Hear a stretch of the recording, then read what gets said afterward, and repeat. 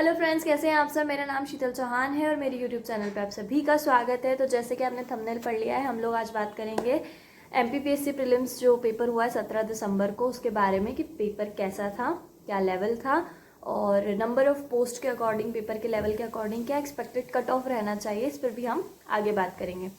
ठीक है, तो अगर हम पेपर की बात करें, मेरा सेट डी आया था और मतलब पेपर में पॉलिटी बहुत इजी पूछा था, एमपीजी के बहुत इजी पूछा था। कुछ कुछ प्रश्न तो बहुत ही इजी थे, तो कुछ प्रश्न ऐसे थे जो घुमा दे। ठीक है, और कुछ ऐसा लगा कि यार ये कभी पढ़ा नहीं है। ठीक है, तो ऐसे प्रश्न भी आना लाजमी है, बट अगर आप 6-7 महीने से अच्छे से पढ़ाई कर रहे हैं, डेडिकेटेडली सिलेबस को ध्यान में रखते हुए पढ़ रहे हैं और आपने प्रॉपर रिविजन किया है, प्रॉपर प्रैक्टिस की है, तो डेफिनेटली आपके 80 अबव आ जाएंगे। 80 प्रश्न, ठीक है, 80 प्रश्न के अबव आप अच्छे से आसानी से कर सकते हैं। तो पेपर का लेवल मैं बताऊंगी इजी टू मॉडरेट था, ज़्यादा हाई भी नहीं था, क्योंकि कुछ ऐसे प्रश्न डालना भी ज़रूरी है। जैसे कि उन्होंने पूछ लिया था कि कितनी प्रिंसिपैलिटीज़ थी, मतलब कितनी प्रिंसिपल स्टेट्स थे सौराष्ट्र संघ में। ठीक है, जो बना था 15 फरवरी 1948 में, 15 फरवरी 1948 में जो सौराष्ट्र संघ बना था, उसमें कितनी प्रिंसली स्टेट्स थी।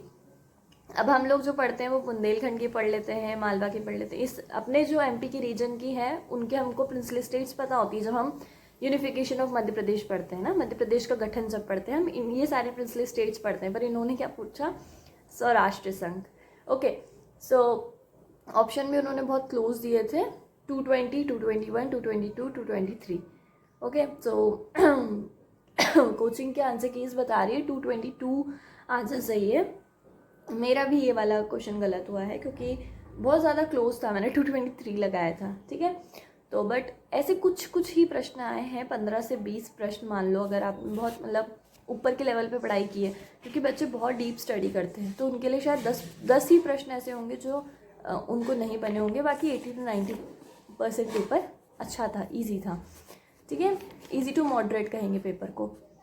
उसके बाद उन्होंने गाज़ा स्ट्रिप पूछ ली, क्योंकि अभी इसराइल वॉर वगैरह चल रही है, तो ये न्यूज़ में ही था, तो न्यूज़ से रिलेटेड उन्होंने ज्योग्राफी का प्रश्न पूछा, गाज़ा स्ट्रिप कि कौन सी सी उसके आसपास लगती, तो ये आपको पता होना चाहिए था। उसके बाद उन्होंने ताटीपाका ऑयल रिफाइनरी कहाँ पे है, आंध्र प्रदेश में है, ये सारी चीज़ें पूछी। नादिर शाह ने कब इन्वेड किया इंडिया को।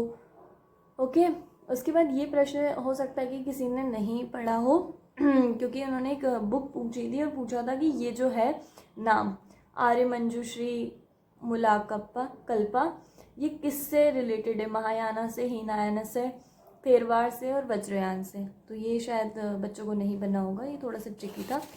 उसके बाद उन्होंने ये जो मैच द कॉलम भी पूछे हैं, बेलाडिला, और मतलब एक साइड प्लेस दे दी और एक साइड स्टेट्स दे दिए। बालाघाट से मध्य प्रदेश को करके, मतलब आपको अगर 2 भी पता हो ना, तो आप आसानी से ये मैच द कॉलम कर सकते थे। ठीक है, उसके बाद उन्होंने बायोस्फीयर रिजर्व्स पूछे हैं, मतलब डायरेक्टली उन्होंने सिलेबस से पेपर बना दिया। नेशनल पार्क, बायोस्फीयर रिजर्व, ये सब मेंशन है सिलेबस में, आपको पता होना चाहिए। ठीक है, उसके बाद उन्होंने हॉटस्पॉट पूछा है, first successful attempt to tap underground heat, ये हो सकता है लोगों को नहीं पता हो, तो ये पूछा है उन्होंने। उसके बाद उन्होंने ये जो त्रिम्बक हिल नासिक डिस्ट्रिक्ट से जो रिवर निकलती है, क्योंकि हमने ऐसे का पैटर्न देखा है एमपी पीएससी का कि या तो वो एमपी की नदियाँ पूछते हैं, या फिर अगर पूछते हैं इंडिया लेवल पे तो वो गंगा, ब्रह्मपुत्र, इंडस, इन्हीं पे ज़्यादा फोकस करते हैं, साउथ इंडिया की नहीं पूछते हैं। पर उन्होंने इस बार पूछी और फिर उन्होंने नाम भी उसके थोड़े से पर ये मुझे तो आता था, पता नहीं। और कुछ कुछ प्रश्न उन्होंने पूछे ऐसे, जैसे उन्होंने डायस्ट्रोफिज्म पूछ लिया, जो बच्चे थोड़ा सा उसमें कंफ्यूज हो गए होंगे, है ना। और उन्होंने जो करंट भी एमपी का अच्छा उन्होंने उठाया है। सेंसस जो उन्होंने पूछे हैं उन्होंने बहुत घुमाया, मतलब उन्होंने एक एक नाम ना देके लाइन से जमाने के लिए कह दिया। उनको ऐसा कि 2011 का सेंसस तो अब आपको डीपली सारा रटा हो चुका होगा, रट चुके होंगे आप लोग, इसलिए उन्होंने लाइन से जमाने के लिए arrange to highest to lowest, lowest to highest arrange करने के लिए दिया। उन्होंने डायरेक्ट नहीं पूछा कि कौन सा हाईएस्ट है, कौन सा लोवेस्ट है। तो सिर्फ एक एक नाम से काम नहीं चलेगा, आपको पता होने चाहिए सीरीज से, तभी आप ये सारे प्रश्न कर सकते थे। ओके, उसके बाद उन्होंने इन्वायरमेंट से भी बहुत अच्छे क्वेश्चन पूछे हैं, तो मॉडरेट लेवल आप कह सकते हैं। एमपी में जो उन्होंने पूछा है कि बिजनेस रिफॉर्म एक्शन प्लान 2020 में क्या स्टेटस है एमपी का, है ना। एमपी अंडर अचीवर्स है, टॉप अचीवर्स है, कि कोई रेट ही नहीं है, या फिर अचीवर्स में है। तो ये आप यहाँ पे थोड़ा सा अपना माइंड ऐसे लगा सकते हैं कि टॉप अचीवर्स, हम लोग इतना भी अच्छा नहीं करेंगे, हम टॉप अचीवर्स में आ जाए।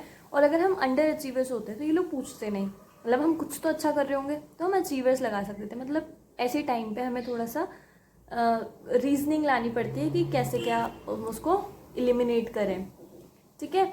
उसके बाद उन्होंने पूछा था विच डिस्ट्रिक्ट इन मध्य प्रदेश, मतलब मध्य प्रदेश राज्य नीति एवं योजना आयोग रिपोर्ट 2023 के अनुसार मध्य प्रदेश के किस जिले में बहुआयामी गरीबी में सबसे अधिक सुधार देखा गया। तो सबसे ज़्यादा गरीब और थोड़े पिछड़े ज़िले कौन से हैं, ये अलीराजपुर झाबुआ साइड।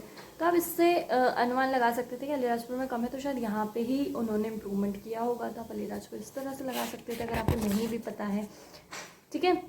उसके बाद एक जो रोड डेंसिटी वाला प्रश्न आया था, उन्होंने 3 प्रश्न ऑप्शंस ऐसे दिए हैं, बताती हूँ। हाँ, ये कि नेशनल हाईवे की लेंथ मध्य प्रदेश में 800 किलोमीटर से ज़्यादा है, स्टेट हाईवे की, मतलब ये 3 ऑप्शन किसी को नहीं पता होंगे। पर एक बात ये पता होगी कि जो घनत्व है, सड़क घनत्व, वो सबसे ज़्यादा मध्य प्रदेश का नहीं है, ठीक है। और उन्होंने क्या लिखा है, 4th स्टेटमेंट के state rank first in the country in the road density. तो ये चीज़ हम एलिमिनेट कर सकते हैं अगर हमें आगे के 3 ऑप्शन नहीं भी पता है तो हम ये तो हमें पता है ना कि फर्स्ट नहीं है हम लोग रोड डेंसिटी में, तो हम इसको एलिमिनेट करके इसको ठीक कर सकते थे, क्योंकि उन्होंने नोट पूछा है कि कौन सा करेक्ट नहीं है, ठीक है। तो इस तरह से एलिमिनेट कर सकते थे ऊपर की चीज़ें अगर आपको नहीं भी पता है तो, ओके। और जब वो लोग अप्रॉक्स बताते हैं ना कि मोर देन दिस, तो वो ऑलमोस्ट करेक्ट ही होता है। बट अगर वो एग्जैक्ट डिजिट बता देते हैं तो कहीं पे कन्फ्यूजन होता है। उन्होंने चाचाई वाली थर्मल पावर स्टेशन पूछा है जो अनूपपुर में है, तो अनूपपुर में अमरकंटक है, बाकी की नहीं है, तो ये आप कर सकते थे इजीली, ठीक है। ब्लैक सॉइल के बारे में पूछा है, एमपी में क्लाइमेट से रिलेटेड आया था कि ट्रॉपिक ऑफ कैंसर बीच से गुजरती है, एमपी का जो क्लाइमेट है वो ट्रॉपिकल है, मानसून है, तो वो सारी चीज़ें आपको पता है, तो सी ऑप्शन एलिमिनेट हो जाता है ना, किसी ऑप्शन बचता है उसमें। फिर उन्होंने रिवर पूछी है मध्य प्रदेश की जो 3 स्टेट से गुजरती है, ठीक है। तो ये भी इजी प्रश्न था, तो एमपी जीके उन्होंने इजी पूछा है। बाकी उन्होंने जो करंट अफेयर्स पूछ लिए और जो कुछ ऐसे साइंस से रिलेटेड कुछ ऐसे प्रश्न पूछ लिए जो इजी नहीं थे, ठीक है। Type of forest not found in Madhya Pradesh, ये भी आपको पता होगा कि अल्पाइन फॉरेस्ट नहीं मिलता है यहाँ पे। ट्रिब्यूटरी पूछ ली उन्होंने कि पूर्णा रिवर कौन सी नदी की ट्रिब्यूटरी। अगर आप मध्य प्रदेश की नदियाँ पढ़ रहे हैं तो आपको ट्रिब्यूटरीज भी पढ़नी चाहिए, क्योंकि पूछते हैं वो लोग। ट्रिब्यूटरी पिछले बार भी पूछी थी, इस बार भी उन्होंने ट्रिब्यूटरी पे प्रश्न पूछा है, ठीक है। सिर्फ अब नर्मदा पे ही फोकस्ड नहीं है एमपीपीएससी के, बड़ी बड़ी नदियाँ पूछ ली उन्होंने, वो ट्रिब्यूटरीज पे भी प्रश्न बना रहे हैं। बीजागढ़ हील कौन से उसमें आती है, माउंटेन रेंजेस में, तो इसमें बच्चे सतपुड़ा और महादेव में कंफ्यूज हुए थे, बट महादेव बीच में आती है और बीजागढ़, असीरगढ़, ये सारी चीज़ें साइड में लगती है, तो ये पूरा सतपुड़ा रेंज के पार्ट में ही आता है, ठीक है। और जो क्लाइमेट वाला मैं बता रही थी उसमें ये था कि temperate climate is found in the southern part of the state. वो कैसे हो सकता है, क्योंकि ट्रॉपिक ऑफ कैंसर अगर बीच से जा रही है तो नीचे वाला तो ट्रॉपिकल होगा ना, टेम्परेट कैसे हो सकता है ना। तो अगर आपने आपके ज्योग्राफी के कंसेप्ट क्लियर है तो आप इस तरह के प्रश्न कर सकते हैं। इकोनॉमी डेट्स उन्होंने बहुत सारे पूछ लिए, है ना, ये उन्होंने बहुत खेला, मतलब ये वाले प्रश्न बच्चों के गलत हुए हैं जिसमें उन्होंने डायरेक्ट डेट्स पूछ लिए, ठीक है। तो नाबार्ड उन्होंने इस्टेब्लिशमेंट ईजी था। सिडबी का इस्टेब्लिशमेंट उन्होंने थोड़ा सा कंफ्यूज करने, बट अगर आपने इकोनॉमिक्स पढ़ी है अच्छे से तो बन जाएगा आपसे ये सिडबी का। और नेशनलाइज्ड कब हुए बैंक्स, 1980 में कितने बैंक नेशनलाइज हुए थे ये आपको पता होना चाहिए था। Through which plan the constitute assembly created, polity बहुत ईजी आया था, ठीक है। राइट टू एजुकेशन कौन से अमेंडमेंट से आया, ये भी ईजी था। फंडामेंटल ड्यूटीज़ कितनी है प्रेजेंटली, बहुत ईजी प्रश्न है। सोशलिस्ट कौन से अमेंडमेंट से, कॉन्स्टिट्यूशनल अमेंडमेंट के 2-3 प्रश्न उन्होंने पूछे हैं, ठीक है। तो कॉन्स्टिट्यूशनल अमेंडमेंट मतलब जो जो सिलेबस में मेंशन है ना, उन्होंने वहाँ से डायरेक्ट प्रश्न बनाए हैं। अगर आप सिलेबस के अकॉर्डिंग चलते हैं, अपनी प्रिपरेशन करते हैं, तो आपको बहुत आसान हो जाता है ये सारे प्रश्न को सॉल्व करना, ठीक है। तो इस तरह का लेवल था पेपर का, मतलब करंट अफेयर्स के भी कुछ क्वेश्चन आए थे और स्पोर्ट्स से भी अच्छे प्रश्न थे। और उन्होंने first Indian women soldier sky diver भी पूछा था। करंट अफेयर्स के अच्छे प्रश्न थे, जो करंट अफेयर्स पढ़ के जाएंगे उनके आसानी से 80 अबव बन जाएंगे।